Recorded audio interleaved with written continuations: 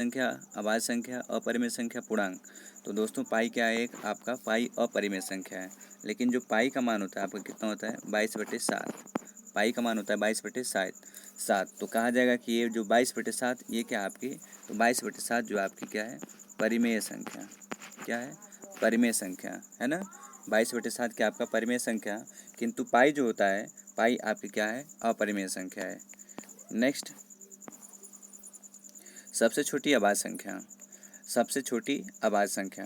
तो दोस्तों ये पूछा जाएगा कि सबसे छोटी अभाज्य संख्या क्या होती है? तो सबसे छोटी अभाज्य संख्या क्या होती है आपकी? 2। सबसे छोटी सम संख्या, सबसे छोटी सम संख्या, तो सबसे छोटी सम संख्या भी क्या होती है? 2, है ना। 2 सबसे छोटी अभाज्य संख्या और 2 सबसे छोटी सम संख्या है, ठीक है। अब पूछा जाएगा कि एक अंक की सबसे छोटी अभाज्य संख्या, तो एक अंक की सबसे छोटी अभाज्य संख्या क्या है आपकी? 2। लेकिन ये पूछ दिया जाएगा कि 2 अंक की सबसे छोटी अभाज्य संख्या, तो 2 अंक की सबसे छोटी अभाज्य संख्या क्या होगी आपकी? 11 होगी, ठीक है। तो सबसे छोटी अभाज्य संख्या क्या होगी आपकी? 2। नेक्स्ट, कह रहा है कि यदि संख्या 604.6, 11 से विभाजित हो तो रिक्त स्थान पर कौन सा पूर्णांक होगा? तो देखिए पहले हम लोग ये देखते हैं कि 11 से कटने का रूल क्या होता है। तो 11 से कौन सी संख्या कटती है? जिनके सम स्थान, है ना, जिनके सम स्थान और विषम स्थान, सम स्थान और विषम स्थान के अंकों का योग करने पर यदि अंतर, योग करके अंतर करने पे अंतर या तो क्या आ जाए? 11। अंतर क्या आ जाए? या तो 11 आ जाए, या तो 11 से कटने वाली कोई संख्या, या क्या आ जाए? 0, ठीक है। अंतर या तो 11 आ जाए, या 11 से कटने वाली संख्या, या तो 0। तो संख्या किससे कटेगी? 11 से कटेगी। तो देखिए यहाँ पे हम लोग सम स्थान और विषम स्थान को पहले देखते हैं। कौन सा सम स्थान है और कौन सा विषम स्थान है? 6 पहला है, और 0 2, 4 आपका 3, और फिर ये 5वां स्थान पे ब्रैकेट दिया है, और 6 पे 6 है, ठीक है। चलिए 1 2 3 4 पे आपका खाली स्थान है, और 5वें पे क्या आपका? 6 है। तो हम क्या करेंगे? सबसे पहले सम स्थान और विषम स्थान को जोड़ेंगे। तो सम स्थान देखिए इसमें आपका होगा 2 और 4, ठीक है। 2 और मतलब दूसरा स्थान और चौथा स्थान, तो दूसरा पे आपका 0 है, और चौथे पे क्या आपका? ब्रैकेट है, तो ये 0 ही होगा, ठीक है। सपोज करिए 0 + x कर सकते हैं इसको। अब विषम स्थान पहला, तीसरा और 5वां, तो 6 और 5, सॉरी 6 और 6 12, 12 और 4 16। अब 16 में क्या जोड़ दें? इन ऑप्शनों में से क्या जोड़ दें या क्या घटा दें कि 11 से कटने वाली कोई संख्या जाए? तो 16 में यदि 1 जोड़ेंगे तो 17 नहीं कटेगा, 3 जोड़ेंगे तो आपका 19 नहीं कटेगा, 16 7 आपका कितना होता है? 7 23, ये भी नहीं कटेगा। 16 और 5 कितना होता है? 21, ये भी नहीं 11 से कटेगा। अब घटा के देख लेते हैं। तो घटाने के बाद 16 में से यदि हम 5 निकाल देंगे तो कितना आ जाएगा? 11, और जो 11 आएगा वो संख्या आपकी किससे कट जाएगी? 5 से कट जाएगा, ठीक है। सॉरी 11 से कट जाएगी। जो 11 आएगा वो संख्या 11 से क्या होगी? पूर्णतः विभाजित हो जाएगी। तो इसमें पूछा जाएगा कि जो ब्रैकेट है इसके स्थान पे क्या डाला जाएगा? तो 5, है ना। आपका क्या होगा? 5 होगा। नेक्स्ट,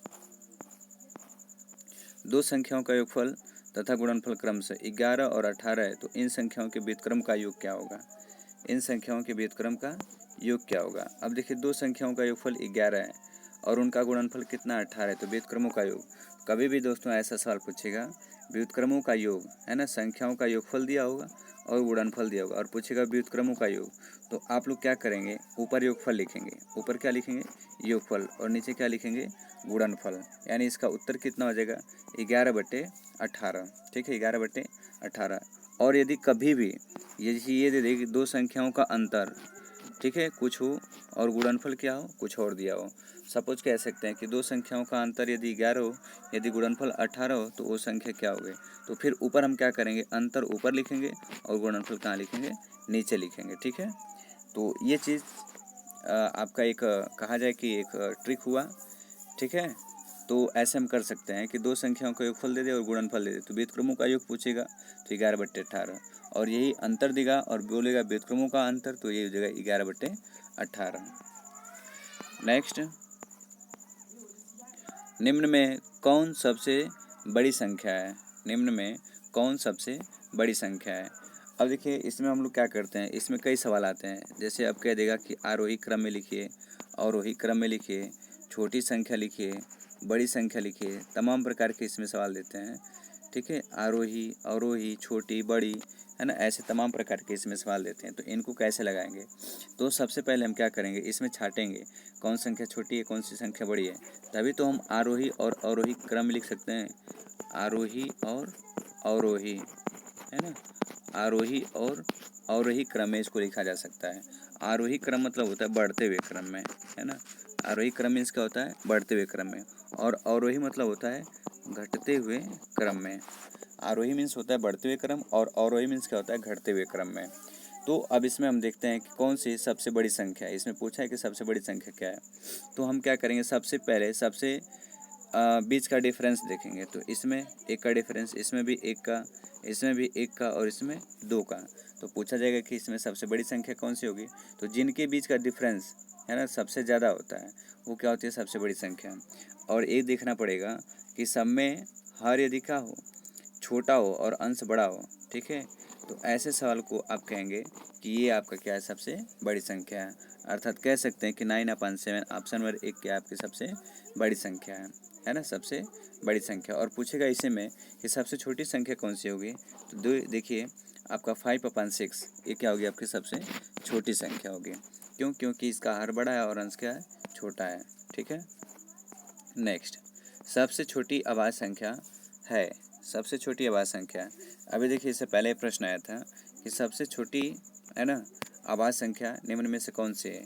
तो आपका सबसे छोटी अभाज्य संख्या क्या होगी, 2। एक अंक की सबसे छोटी अभाज्य संख्या 2, सबसे छोटी सम संख्या 2। ठीक है, तो इसका आपका आंसर क्या होगा, आपका ऑप्शन नंबर सी बिल्कुल करेक्ट होगा। चलिए, पाई है। देखिए फिर से आगे वही प्रश्न, पाई है। पाई क्या है, देखिए एक विषम संख्या, एक सम संख्या, एक अभाज्य संख्या, एक परिमेय संख्या। तो पूछ रहा है कि पाई क्या है। तो सबसे पहले हम देखते हैं कि ये पाई क्या है। तो पाई आपका क्या है, एक परिमेय संख्या। तो परिमेय संख्या होती है क्या, जिसे पाई मतलब जिसे P/Q के रूप में लिखा जा सकता है ना, जिसे P/Q के रूप में लिखा जा सकता है, वो आपकी क्या होती है, परिमेय संख्या होती है। तो पाई एक परिमेय संख्या होती है। सम संख्या नहीं होती है, क्यों, कि सम संख्या जो होती है वे 2 से क्या होती है, पूर्णतः विभाजित होती हैं। विषम संख्या क्या होती है, वे संख्या जो 2 से पूर्णतः विभाजित न हो, वो क्या होती है, आपकी विषम संख्या। अभाज्य संख्या क्या होती है, वे संख्या जो किसी और दूसरी संख्या से न कटे, वो स्वयं खुद, है ना, अपने आप से कटे। और अभाज्य संख्याओं के अधिकतम कितने गुणनखंड होते हैं, 2 गुणनखंड होते हैं। एक तो होता है वो स्वयं, एक तो क्या होता है, स्वयं, और क्या होता है दूसरा, एक, है ना। अभाज्य संख्याओं के अधिकतम कितने गुणनखंड होते हैं, 2। एक तो होता है स्वयं और एक क्या होता है, एक। नेक्स्ट कह रहा है कि यदि आप 547.528 बटे 0.0082 का मान x हो, तो इसका मान क्या होगा, है ना, इसका मान क्या होगा। तो देखिए हम कैसे इसको फाइंड कर सकते हैं। सबसे पहली बात कह रहा है कि इसका मान यदि x है, इसका मान यदि x है, यानी कह सकते हैं इतना बराबर x। ठीक है, इतना बराबर x कह सकते हैं कि यदि इसका मान कितना है, आपका x, है ना, इतना बराबर x लिख सकते हैं। तो अब देखिए कैसे हम क्या कह सकते हैं, यदि इतना बराबर x तो इतना बराबर क्या लिख सकते हैं। ठीक है, तो एक चीज़ हम लोग देखेंगे। सबसे पहले एक काम करते हैं कि इसमें से सभी में से देखिए दशमलव हटा दिया गया है। सभी में से क्या किया गया, दशमलव हटाया गया है, यानी दशमलव हटाया गया है, अर्थात कह सकते हैं इसमें ऊपर नीचे गुणा किया गया है, किससे, 10,000, सॉरी 1,000 से, किससे, 1,000 नहीं 10,000 से, ऊपर नीचे गुणा किया है 10,000 से। अब ऊपर नीचे यदि 10,000 से गुणा करेंगे तो इसमें 0.4 अंक जाएगा। तो इसकी ऊपर वाली की वैल्यू यानी अंश की वैल्यू हो जाएगी 5475270 अपान 8 और 2। अब देखिए जो इसकी वैल्यू है x से कितनी गुनी, यानी कितनी गुनी इससे बड़ी है, तो इससे आपकी जो वैल्यू है 10 गुनी अधिक हुई है। कितनी गुनी, 10 गुनी, है ना, 10 गुनी अधिक हुई है। अर्थात कह सकते हैं कि जो इसका आंसर हो जाएगा आपका 10x होगा। कितना हो जाएगा आपका, 10x। ऑप्शन नंबर बी क्या होगा आपका, बिल्कुल करेक्ट होगा। अगला है कि कोई छात्र 5,000 5 को इतना लिखता है, इसका अर्थ क्या है? कोई छात्र 5005 को लिखता है 550, तो इसका अर्थ क्या होगा? स्थानीय मान की अवधारणा स्पष्ट नहीं है, संख्याओं का ज्ञान नहीं है, गणित का ज्ञान नहीं है, जोड़ का ज्ञान नहीं है। तो इसका जो आपका उत्तर होगा, आपका आपका ऑप्शन नंबर क्या होगा? पहला सही होगा, है ना। आपका ऑप्शन नंबर क्या होगा? पहला सही होगा। स्थानीय मान की अवधारणा स्पष्ट नहीं है, ठीक है। इस बच्चे को स्थानीय मान की अवधारणा स्पष्ट नहीं, इस वजह से वह 5005 को यानी 5050 को लिखा वैसे। यदि स्थानीय मान का अवधारणा स्पष्ट होता तो वो संख्या को क्या लिखता? स्पष्ट लिखता। अतः आपका ऑप्शन नंबर क्या एक क्या होगा? आपका बिल्कुल करेक्ट होगा। आगे बढ़िए। कह रहा है कि 0.125 की पावर 2/3 का मान क्या होगा? अब देखिए, किसी भी संख्या की पावर यदि 2/3 है, अर्थात कह सकते हैं कि इस संख्या को हम कैसे लिख सकते हैं? ऐसे, है ना। 1 2 5 यहाँ 3, इसके पावर 2, यानी अब कह सकते हैं यहाँ से हम दशमलव को हटा दिए। अब दशमलव को हटा दिया यानी इसका घनमूल निकालेंगे, तो इसका घनमूल कितना होगा? ऐसे नॉर्मली कहें 125 का घनमूल कितना होगा? 5। अब कितने अंक पे दशमलव बढ़ाएंगे? 3 अंक पे, यानी 0.005। अब इसमें क्या करेंगे? इसका स्क्वायर करेंगे, तो 5 5 जा 25, है ना। 5 5 जा 25। अब 25 जो होगा, है ना, 25, तो इसकी वैल्यू क्या हो जाएगी आपकी? इसकी वैल्यू क्या हो जाएगी?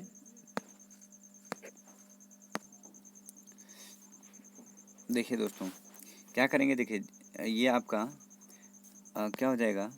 इसको अंडर रूट में डालेंगे, यहाँ पे 3 125 हो जाएगा, 0.125, इसके पावर 2 होगा। अब क्या करेंगे? 125 का वर्गमूल निकालेंगे, तो आपका कितना आ जाएगा? 5।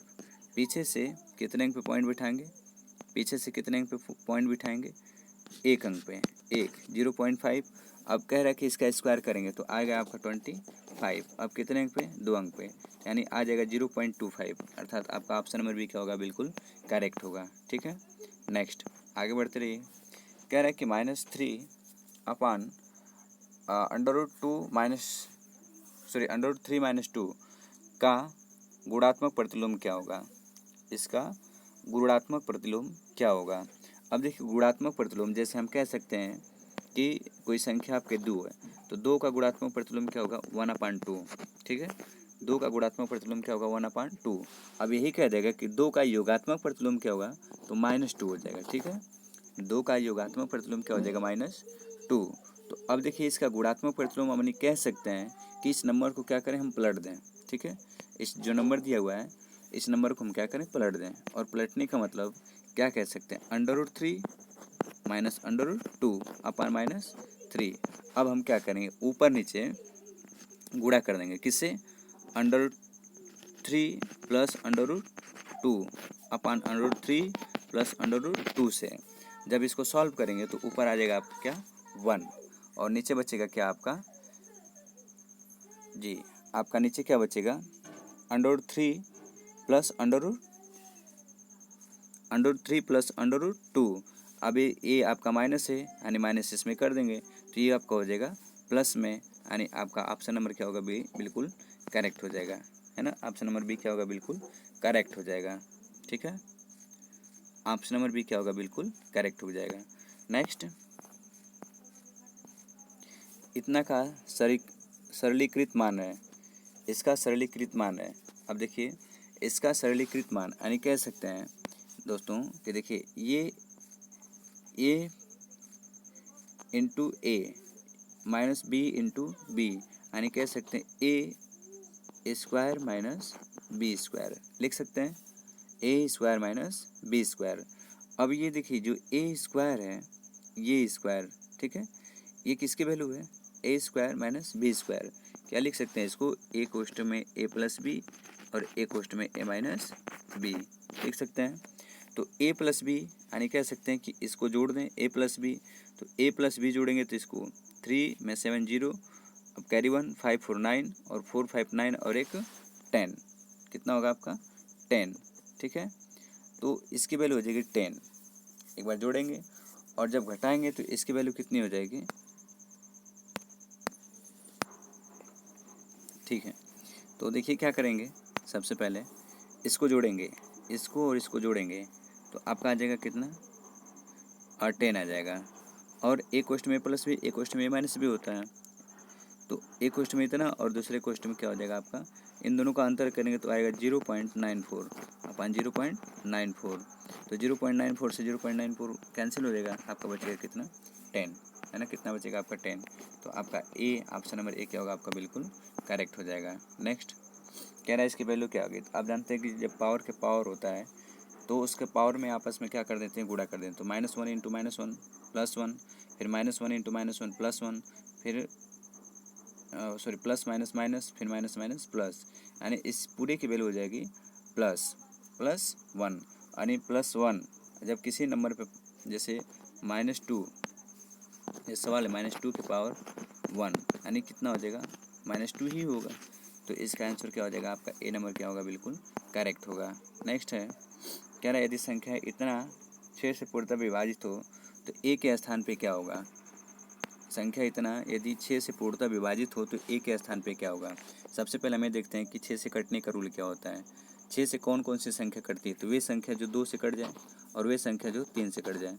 2 और 3 दोनों से कट जाए, वे संख्या जो 2 और 3 दोनों से कट जाएगी, वो संख्या 6 से अवश्य कटेगी। अब 2 से कटने के लिए इकाई अंक क्या होना चाहिए, 0, 2, 4, 6, 8, है ना। 0, 2, 4, 6, 8, यदि ये सभी इकाई अंक होंगे तो वो संख्या 2 से कटेगी। अर्थात ऑप्शन को देखते हुए या तो लिख सकते हैं किसको हम लोग, 8 को, या तो लिख सकते हैं 6 को।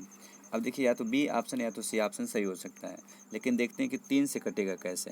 तो 3 से कटने का रूल ये होता है कि यदि संख्याओं के अंकों को जोड़ देंगे, यदि वो संख्या 3 से कटेगी तो वो संख्या भी 3 से कटेगी, यानी 6 इसमें से उड़ा दीजिए, ठीक है। 6 उड़ा दीजिए, 9 उड़ा दीजिए, 5 1 6 उड़ा दीजिए, और 5 3 8 2 10 और 2 12, यानी ये पूरा कटेगा, यानी सब कट रहा है। तो ये सोचिए कि यदि यहाँ पे एक के स्थान पे कुछ ऐसे संख्या रखें जो 6 से कटने लायक हो, सॉरी 3 से कटने लायक हो।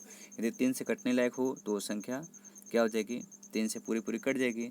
3 से भी कटने लायक हो और 2 से भी कटने लायक हो, तो इसमें आपका ऑप्शन नंबर बी क्या होगा, बिल्कुल करेक्ट होगा, है ना, 6। उसके स्थान पे क्या रख दिया जाएगा, एक के स्थान पे 6 रख दिया जाए तो संख्या 6 से पूर्णतः क्या होगी, विभाजित हो जाएगी। अगला है कि प्रथम 5 धन ऋण अभाज्य संख्याओं का योग क्या होगा।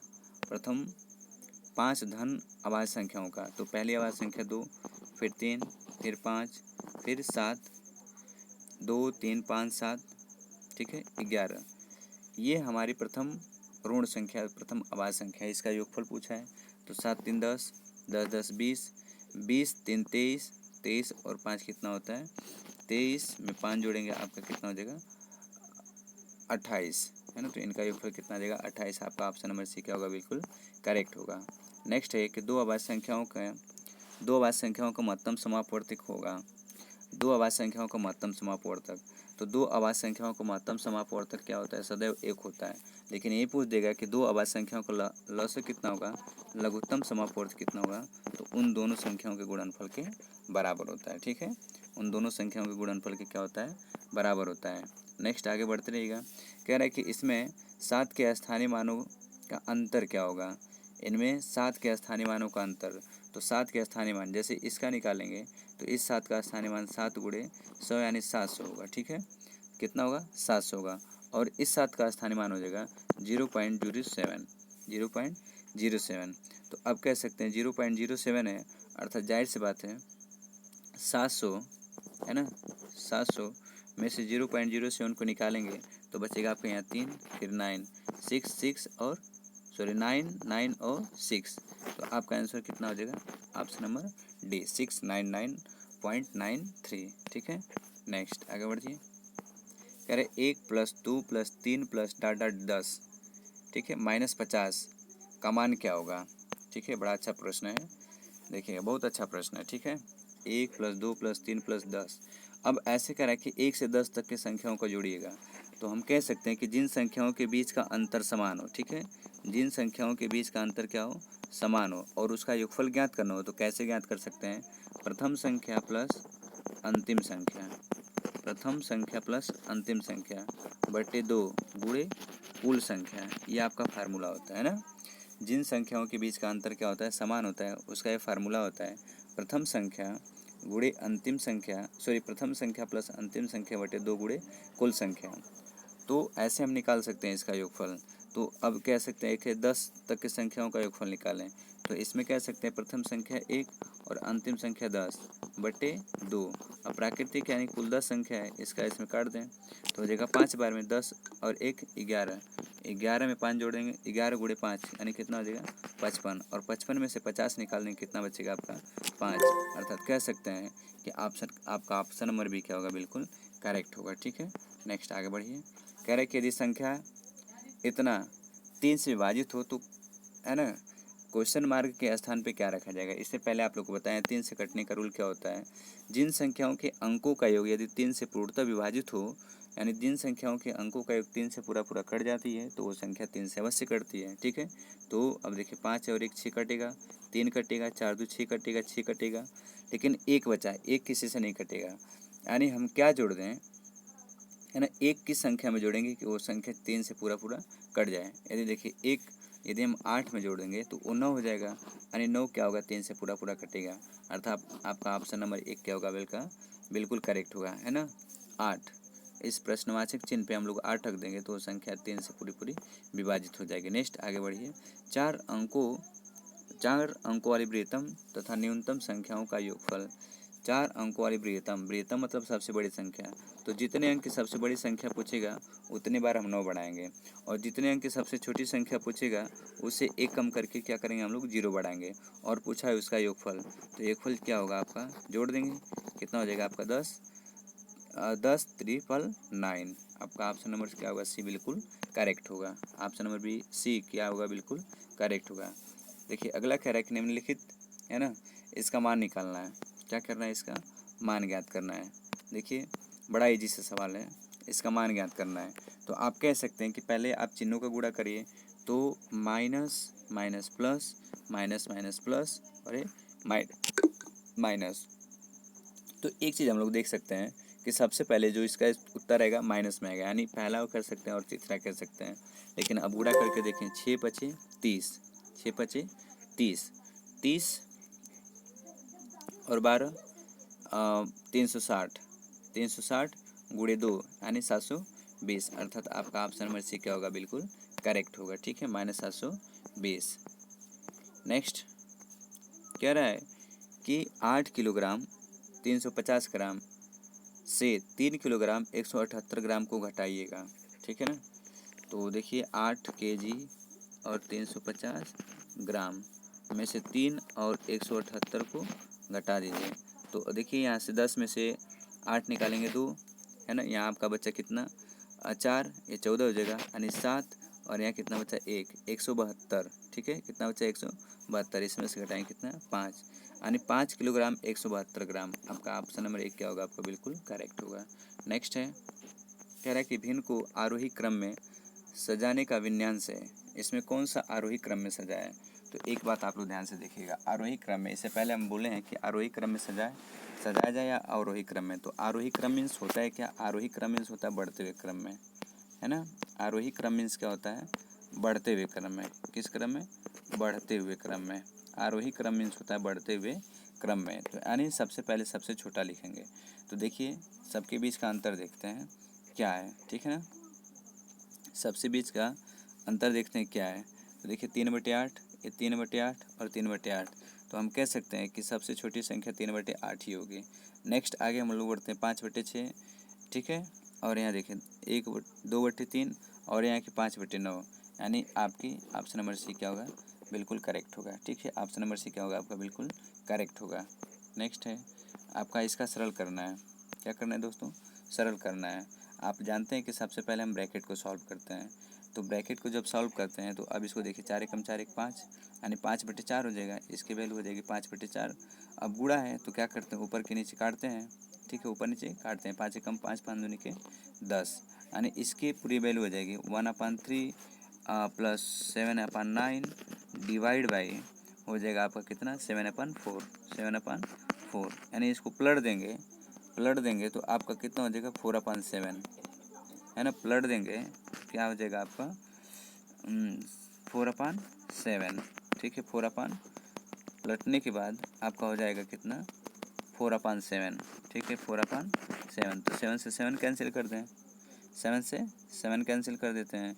ऊपर बचेगा आपका कितना, 4, और नीचे बचेगा 3 और 9, यानी 1/3 प्लस 4/9। एलसीएम लेंगे आपका कितना आएगा, 9, 3 3 जा 9 और प्लस 4, यानी 4 3 7, 7 बटे कितना हो जाएगा आपका 9, अर्थात ऑप्शन नंबर 1 क्या होगा आपका, बिल्कुल करेक्ट होगा, है ना। नेक्स्ट बढ़ते रहिए आपको। ए गुणा करना है, क्या करना है आपका, गुणा करना है। गुणा करना तो सबको आता होगा, लेकिन बस ये देखिएगा कि पीछे से 3 अंक पे दशमलव है। अब आप लोग देख सकते हैं कि पीछे से 3 अंक पे दशमलव किस में होगा, तो आपका ऑप्शन नंबर क्या होगा, ए बिल्कुल करेक्ट होगा, है ना। ऑप्शन नंबर ए क्या होगा, बिल्कुल करेक्ट होगा। ऑप्शन से देख के इस सवाल को आप लोग तुरंत मार सकते हैं। कह रहे कि 496 योग 496 योग 318 का सन्निकट सैकड़े तक मान क्या होगा।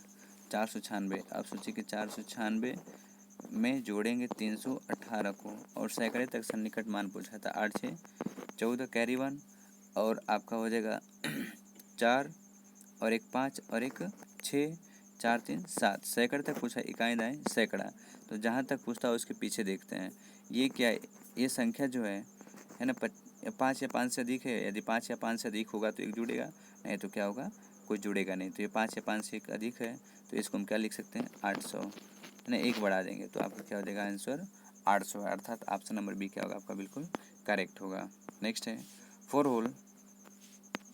नेक्स्ट है कि 4 माइनस 1/7। देखिए 4 माइनस 1/7, तो ऐसे सवाल को यदि ये प्लस दिया होता है तो हम इसको तुरंत लिख सकते थे 4 सही 1/7, ठीक है। लेकिन प्लस दिया नहीं है, तो इसको हम क्या लिख सकते हैं, तो देखिए 7 इसको लिखना हो तो हम कैसे लिखेंगे, सबसे पहले इसको सीखेंगे। 4 सत्ते 28, 28 में घटा दें कितना हो जाएगा, 27, ठीक है। 28 में घटा दें 27, 27/7, यानी कितना लिख सकते हैं, 4 6 24, 4 6 24, ठीक है। सॉरी 7 3 21, 7 3 21, बचा कितना 6 और बटे 7, तो इसको लिख सकते हैं 3 सही 3 सही, यानी 3 सही 6/7, इसका क्या हो जाएगा, आंसर हो जाएगा। नेक्स्ट है, अब देखिए इसको बोला कि जोड़ना है, क्या बोला है कि जोड़ना है। अब ऐसे सोचिए आप, जोड़ना है तो यहाँ पे 2 और यहाँ पे 1, ठीक है। यहाँ पे 2 है, यहाँ पे कितना है, 2 है, ठीक है। 2 तो 2 में कुछ भी नहीं जोड़ना है, ठीक है। ये आपका 2 हो गया, तो 2 ऑलरेडी पहले। अब आगे 1/4 प्लस 3/4, यानी लिख सकते हैं 4/4, यानी इसको काटेंगे कितना आ जाएगा, 4/4 को काटेंगे यानी कितना हो जाएगा 1, ठीक है। 1 तो 2 इधर और 1 इधर, कितना हो जाएगा 3, अर्थात ऑप्शन नंबर डी क्या होगा, बिल्कुल करेक्ट होगा। नेक्स्ट है, इसमें इसका मान ज्ञात करना है। तो अब देखिए यहाँ पॉइंट बिठा देंगे, ठीक है। यहाँ पॉइंट बिठा देंगे, इसके नीचे पॉइंट के नीचे, और यहाँ पे 6 कर देंगे और यहाँ पे 3 कर देंगे। जोड़ेंगे 8, 8 6 14 को 4 कैरी 1, और सॉरी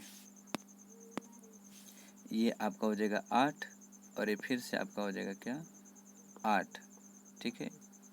6 7 10 3 10 को 0 कहाँ से ले, 3 और 1 4, यानी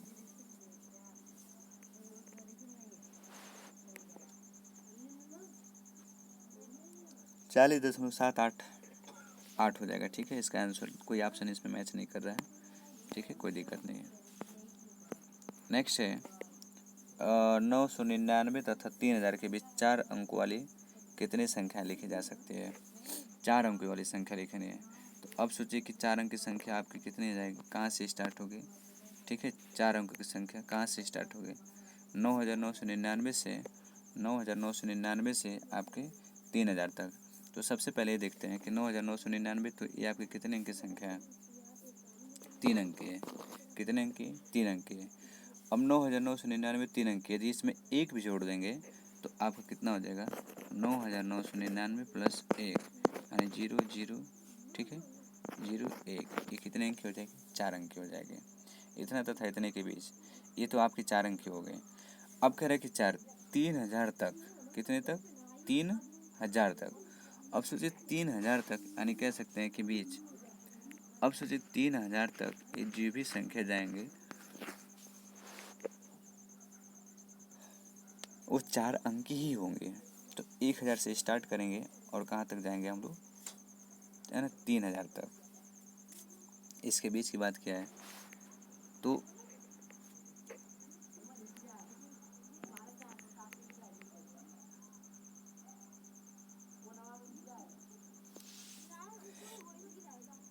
वैसे देखिए इस ऑप्शन में कोई मैच नहीं कर रहा है मेरे समझ से, ठीक है, इसका कोई ऑप्शन सही नहीं होगा, ठीक है।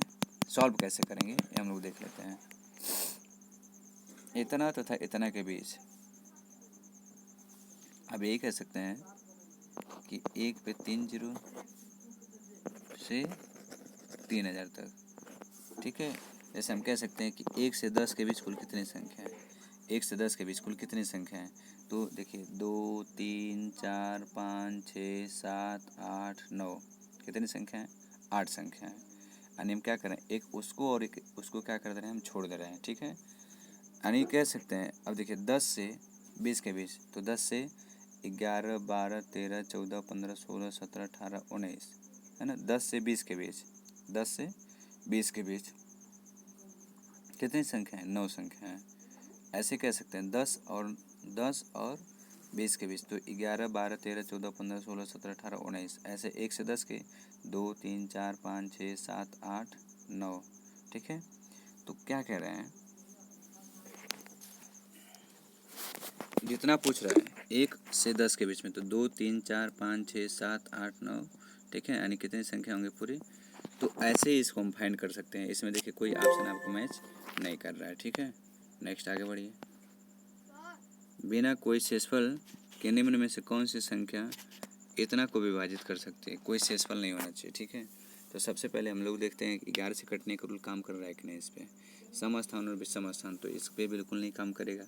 आप लोग को भाग देने आता होगा, ठीक है, आप लोग को भाग देने आता होगा, तो इसमें आपका कौन सा उत्तर सही हो सकता है, ठीक है। इसमें कौन सा उत्तर कैसे फाइंड करेंगे, देखिए 9 9 3 6 1 पहले पे और एक तीसरे पे दोनों को जोड़ दें, 9 6 15, ठीक, 3 और 1 4, घटा दें कितना आएगा, देखिए 11। क्या संख्या 11 से कटेगी, बिल्कुल कटेगी। रूल बताए थे कि यदि अंकों का अंत सम स्थान विषम स्थान के अंकों का अंतर 11 जाए या 11 से कटने वाली कोई संख्या जाए या 0 जाए, तो संख्या 11 से पूर्णतः विभाजित होगी। नेक्स्ट आगे बढ़ते हैं। 1 से 1/2 में कितने आधे होते हैं, तो 1 से 1/2 में आपके 3 आधे होते हैं। कैसे, 1/2 तो आधा होता ही है, और 1 का कितना आधा होता है, तो 2 ना, 1 का 2 आधा प्लस 1/2 आधा ही होता है, यानी कुल 1 से 1/2 में कुल 3 आधे होते हैं, ठीक है। आगे वही सवाल है, आप लोग समझ गए होंगे कि उसका क्या आंसर हुआ, ठीक है।